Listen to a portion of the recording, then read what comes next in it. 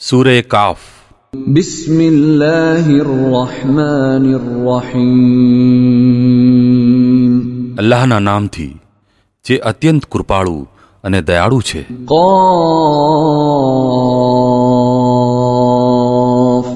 વલ કુરઆનિલ Majid. Calf, સોગન છે બુઝુર્ગીવાળા કુરાનના.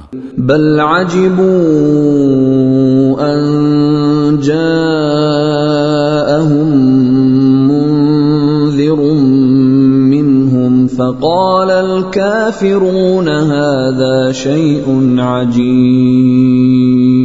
બલકે આ લોકોને આશ્ચર્ય એ વાતે થયું કે એક ચેતવણી આપનાર ખુદ આમનામાંથી જ એમની પાસે આવી ગયો. પછી ઇનકાર કરનારા કહેવા લાગ્યા, આ કેવી અજબ વાત છે. અઇઝા મિતના વ કુન્ના તુરાબા ذلك رجع بعيد.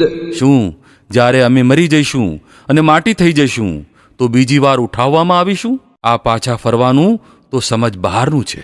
قد علمنا ما تنقص الأرض منهم وعندنا كتاب حفيظ. જો કે ધરતી આમના શરીરમાંથી જે કંઈ ખાય છે તે બધું અમારી જાણમાં છે અને અમારી પાસે એક ગ્રંથ છે જેમાં બધું જ સુરક્ષિત છે. بل كذبوا بالحق لما جاءهم فهم في أمر مريج. બલકે આ લોકોએ તો જ્યારે સત્ય આમની પાસે આવ્યું એ જ વખતે તેનો સાફ ઇનકાર કરી દીધો. આ જ કારણે હવે આ લોકો મૂંઝવણમાં પડી ગયા છે.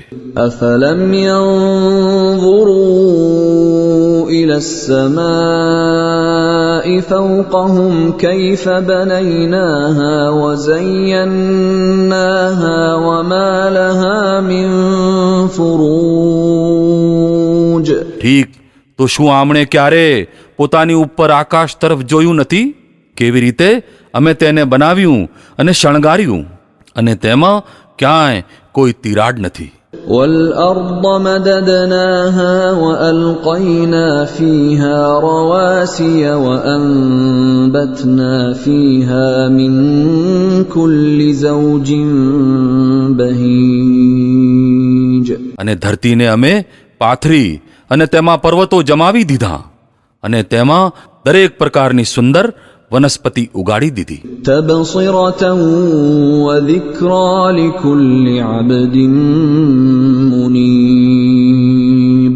આ સર્વ વસ્તુઓ આંખો ઉઘાડનારી અને બોધપાઠ આપનારી છે એ દરેક બંદા માટે જે સત્ય તરફ રજૂ કરનાર હોય. ونزلنا من السماء ماء مباركا فأنبتنا به جنات وحب الحصيد والنخل باسقات لها طلع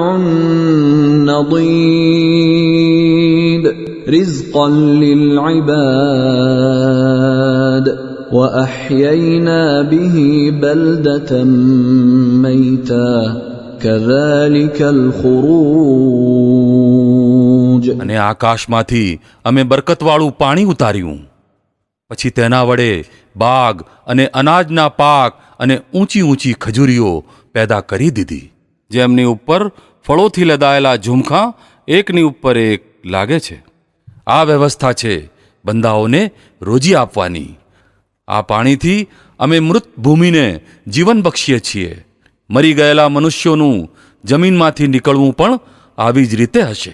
كذبت قبلهم قوم نوح وأصحاب الرس وثمود وعاد وفرعون وإخوان لوط وأصحاب الأيكة وقوم تبع كل كذب الرسل فحق وعيد. આમની પહેલા નૂહની કોમ અને રસ્સાવાળાઓ એટલે કે કૂવાવાળા અને સમૂદ અને આદ અને ફિરૌન અને લૂતના ભાઈ અને અયકાવાળા અને તુબ્બાની કોમના લોકો પણ ખોટું ઠેરવી ચૂક્યા છે.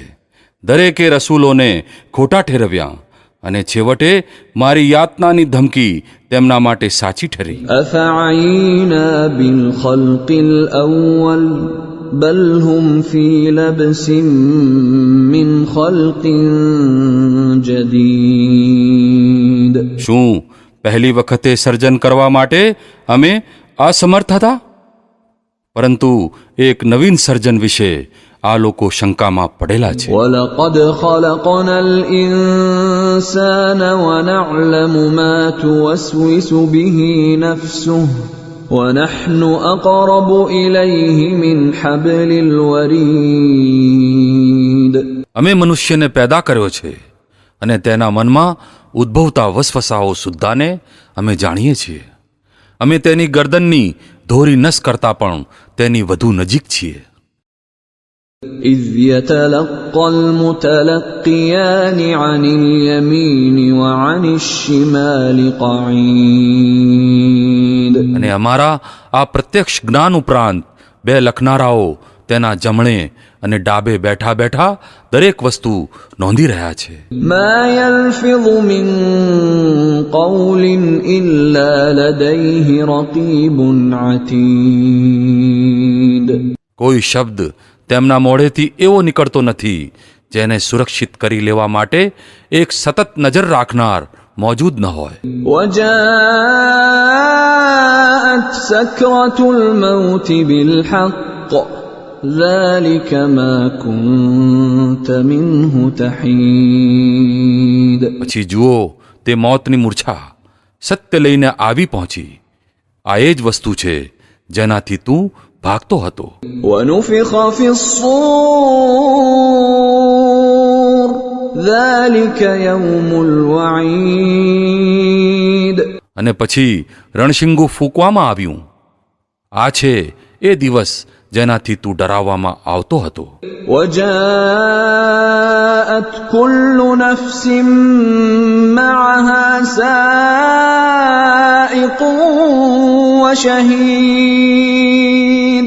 દરેક વ્યક્તિ એવી સ્થિતિમાં આવી ગઈ કે તેની સાથે એક હંકારીને લાવનાર છે અને એક સાક્ષી આપનાર.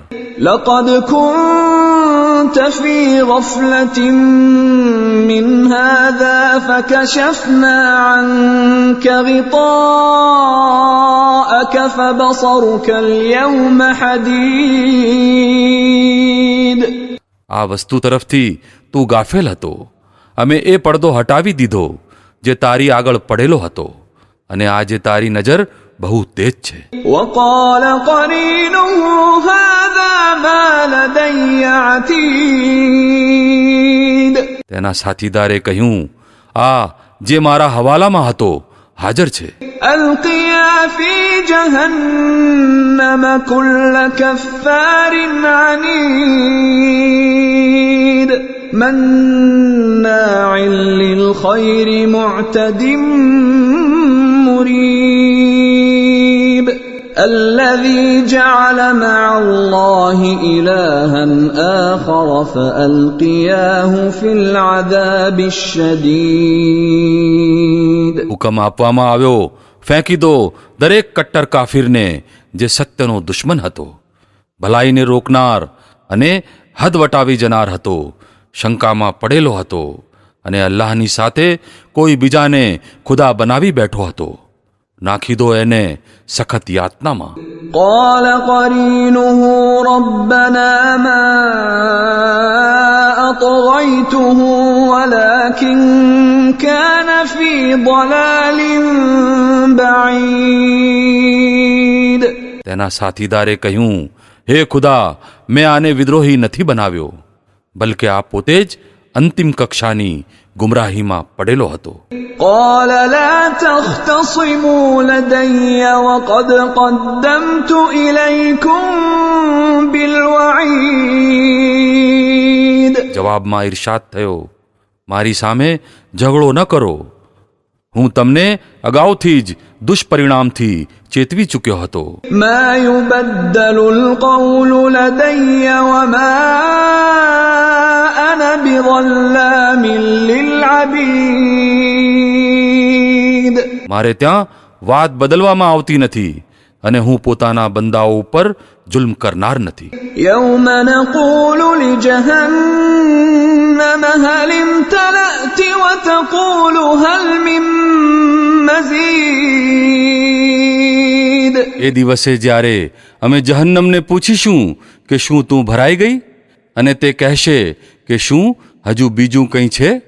وأزلفت الجنة للمتقين غير بعيد. અને જન્નત પરેઝગાર લોકોની નજીક લઈ આવવામાં આવશે, જરા પણ દૂર નહીં હોય.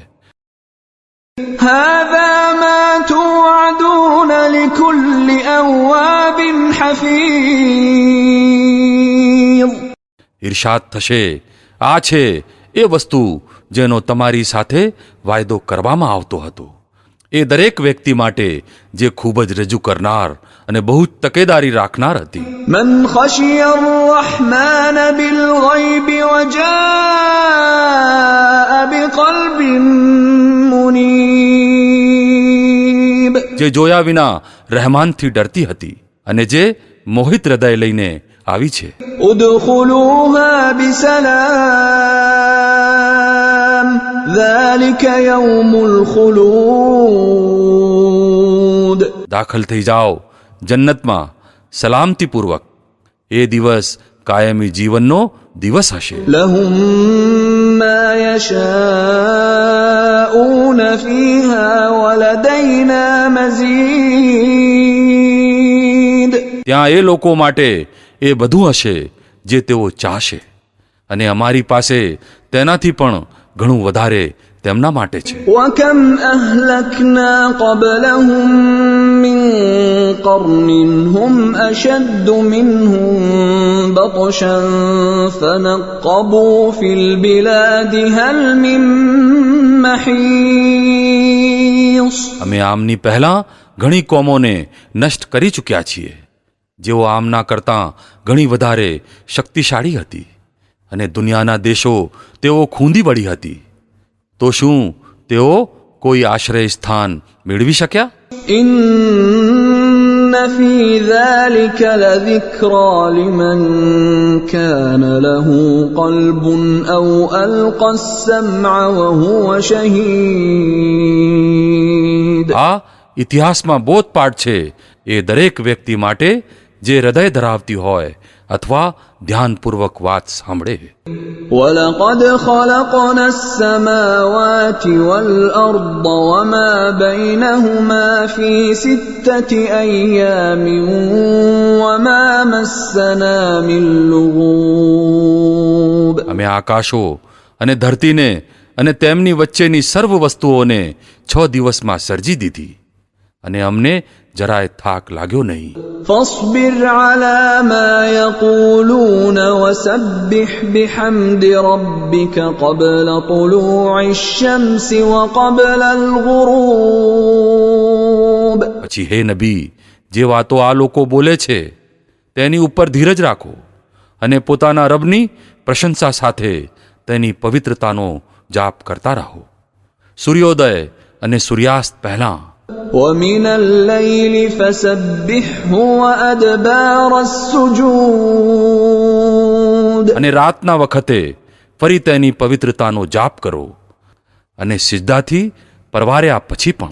واستمع يوم ينادي المناد من مكان قريب.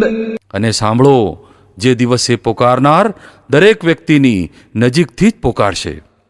يوم يسمعون الصيحة بالحق ذلك يوم الخروج. જે દિવસે સૌ હશ્રના ધડાકાને બરાબર સાંભળતા હશે, એ ધરતીમાંથી મળદાનો નીકળવાનો દિવસ હશે. إنا نحن نحيي ونميت وإلينا المصير.